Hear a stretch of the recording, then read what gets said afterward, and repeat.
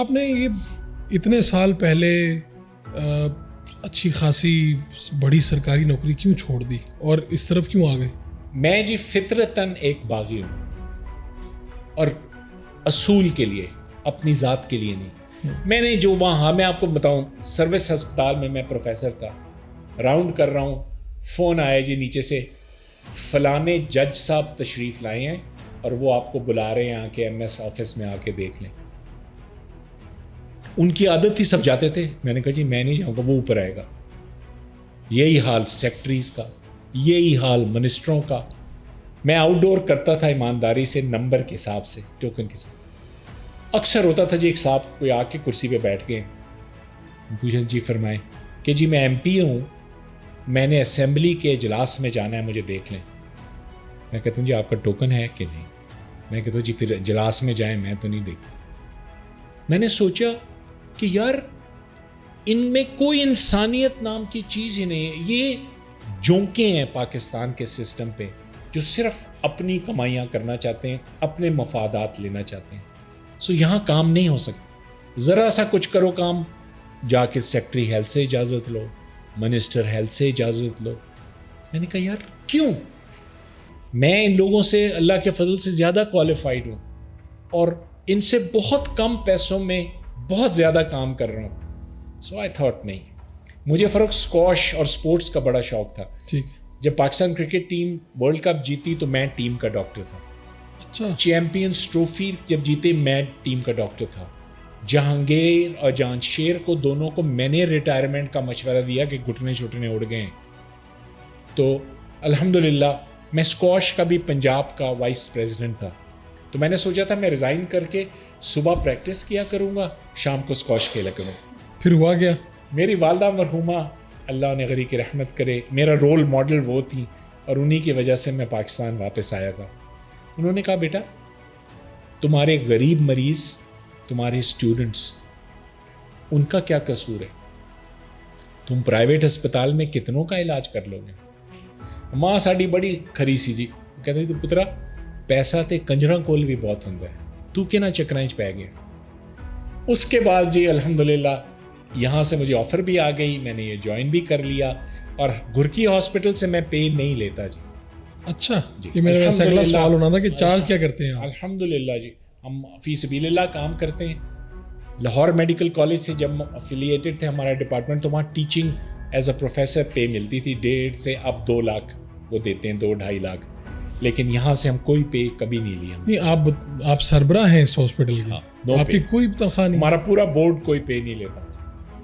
اچھا، تو آپ نے جو اپنی تنخواہ بتائی یہ تو بہت کم ہے ڈاکٹر صاحب۔ یہ تو ایک میڈیکل کالج، میں وہی تو بتا رہا ہوں، ہمارے بلز اللہ پرائیویٹ پریکٹس سے پورے کر دیتا ہے۔ سو صبح کا جو یہ کام ہے، دیکھیں کسی نے کہا اگر صبح اٹھ کے آپ کا دل چاہ رہا ہو کام پہ جانے کا تو اس کا مطلب آپ ٹھیک جگہ پہ ہیں۔ میں ان لوگوں میں سے ہوں جی، میرے لیے اتوار گھر میں گزارنا مشکل ہو جاتا ہے، اتنا ہمارا دل چاہتا ہے کہ یہاں کام چلتا رہے، اور اللہ لے رہے کام۔ یہاں کتنا وقت آپ کا؟ میں صبح آتا ہوں جی کوئی 8:30 کے قریب، اور کوئی 1-1:30 بجے تک یہیں ہوتا ہوں۔ شام میں آپ کی پرائیویٹ پریکٹس چلتی ہے؟ پرائیویٹ جی سرجیمیٹ ہاسپٹل میں۔ اچھا، تو ایک سوال یہ ہے کہ کتنا ڈاکٹر عامر عزیز صاحب کا نام بہت بڑا ہے، مجھے خود کئی مرتبہ لوگوں نے کہا جی ڈاکٹر صاحب کا ٹائم لے دیں۔ اب میں نے کہا اچھا، میں نے 1-2 لوگوں سے کہا بھی، توفیق بٹ صاحب کو میں نے کہا ایک مرتبہ، تو اپوائنٹمنٹ لینے کے لیے اتنی لمبی لائن ہے، آپ چارج کتنا کرتے ہیں پرائیویٹ؟ دیکھیں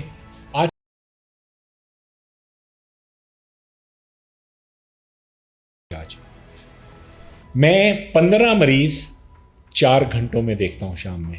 ٹھیک ہے۔ آرتھوپیڈکس والے 4 گھنٹے میں 100 مریض بھگتا دیتے ہیں، آرام سے تسلی سے دیکھ کے۔ اس سے زیادہ کام نہیں ہو سکتا اگر صبح کے وقت آپ ایمانداری سے کام کر رہے ہوں۔ جو رات کے 12 بجے تک پریکٹسنگ کرتے ہیں وہ صبح ایمانداری سے کام نہیں کرتے، اور میں کرتا بھی منگل بدھ جمعرات جمعہ 4 دن پریکٹس کرتا ہوں۔ سو الحمدللہ جی کوالٹی کمپرومائز نہیں۔ ڈاکٹر صاحب اس کو کیسے مینیج کرتے ہیں؟ یعنی صبح کے وقت جب آپ کو انسان کو پتہ ہو، ہے تو آپ بھی انسان نہ ہماری طرح ہیں، کہ صبح کے وقت پتہ ہے فری میں لوگوں کو چیک کرنا ہے، سرجریز کرنی ہے، یہ کرنا ہے وہ کرنا ہے، شام میں جو کام کرنا ہے اس کے پیسے اچھے ملنے ہیں۔ فرق دیکھیں، آپ کا رزق اور آپ کی موت روز آپ کے پیچھے آتی ہے۔ جو نیک نامی، میں 200 بچے ٹرین کر چکا ہوں یہاں، جو سارے ملک میں اب کام کر رہے ہیں.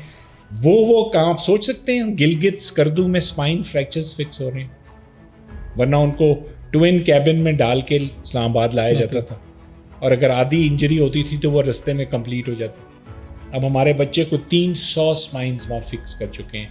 ہم نے 6 بچے وہاں سے لے کے ٹرین کیے ہیں جو اپنے واپس گئے ہیں گلگت سکردو, چلاس وغیرہ. سو اس کا کوئی مقابلہ نہیں. ہم 12 ممالک کے ڈاکٹرز کو بھی یہاں ٹرین کر چکے ہیں, جو پاکستان کا اور کوئی ادارہ ایسا نہیں ہے. کون سے ممالک ہیں؟ آئرلینڈ, یو کے, سعودی عربیہ, UAE, Kuwait, West Indies, Philippines. ان کے پاس تو بہتر ہے ہمارے سے. اللہ نے ایسا اب نام ہمیں دے دیا ہے, اور پھر جب وہ آ کے دیکھتے ہیں ورک لوڈ.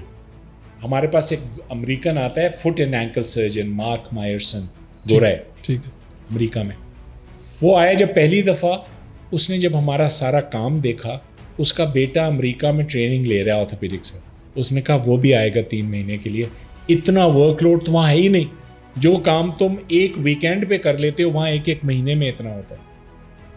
اور ہر قسم کا سامان ہمارے پاس ہے. 10 آپریشن تھیٹرز ہیں, امیج انٹینسیفائرز, MRI, CT, ہر چیز الحمدللہ. سو اب دیکھیں 0 سے کہاں لے گئے ہم, اور کوئی گرانٹ ہمیں نہیں ملتی. لوگ اعتبار کرتے ہیں, یہ لوگوں کے ڈونیشن سے آتے ہیں.